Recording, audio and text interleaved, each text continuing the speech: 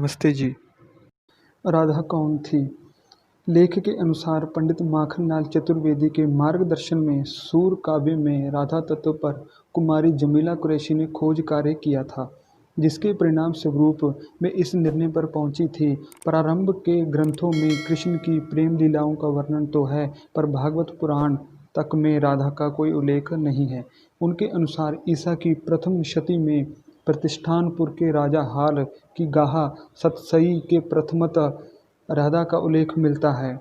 8वीं शताब्दी भट्ट नारायण कृत वेणी संहार नाटक में नंदी श्लोक में सर्वप्रथम राधा का वर्णन कृष्ण की प्रियतमा के रूप में मिलता है। बाद में कवि जयदेव, विद्यापति, सूरदास, चंडीदास आदि के काव्यों में राधा कृष्ण प्रसंग प्रचुर मात्रा में देखने को मिलता है। एक नक्षत्र विशाखा का नाम भी राधा है।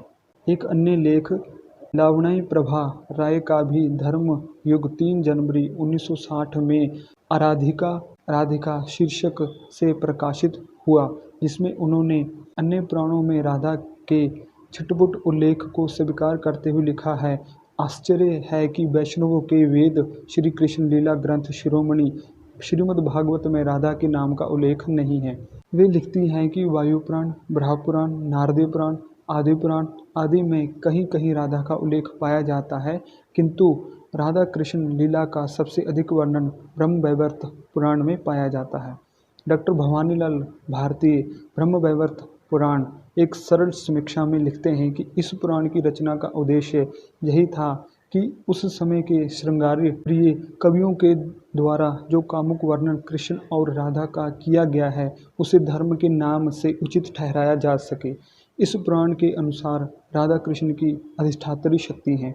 आश्चर्य की बात यह है कि पुराणों के जो नवीन व्याख्याकार राधा कृष्ण के पुराण वर्णित प्रसंगों का समाधान स्वकल्पित युक्तियों के द्वारा करना चाहते हैं, वे ऐसा करते समय भूल जाते हैं कि इस पुराण में तो राधा कृष्ण का जो घोर श्रृंगारपूर्ण चित्र अंकित किया गया है, वह इतना अश्लील, भीभत्स और गंवारू है कि उस पर आध्यात्मिकता, अलौकिकता और दिव्यता का कितना ही मुलम्मा क्यों न चढ़ाया जाए, उससे उसकी वास्तविकता नहीं छिपती। इस पुराण में लिखा है कि कृष्ण अपनी पराशक्ति राधा तथा अन्य गोपियों के साथ गोलोक में निवास करते थे। यह गोलोक वैकुंठ, जो विष्णु का लोक है, से 500 कोटि योजन ऊपर है। पुराणकार के अनुसार कृष्ण एक प्रेमी ही नहीं अपितु लंपट पुरुष भी हैं, जो राधा को पाकर भी संतुष्ट नहीं हैं। वे उसकी अन्य सखी बिरजा के साथ भोगरत रहते हैं। ऐसे ही एक समय बिरजा मूर्छित हो गई, उसी समय राधा वहां आ गई। कृष्ण तो वहां से भाग गए और बिरजा ने अपने योग बल से शरीर को त्याग दिया और नदी का रूप धारण कर लिया। कृष्ण को पर स्त्री में आसक्त देख राधा ने जो कुछ कहा वह देखने योग्य है। हे बिरजा के प्यारे कृष्ण, मेरे निकट से दूर हो जाओ। हे रति चोर लंपट, मुझे क्यों कष्ट देते हो।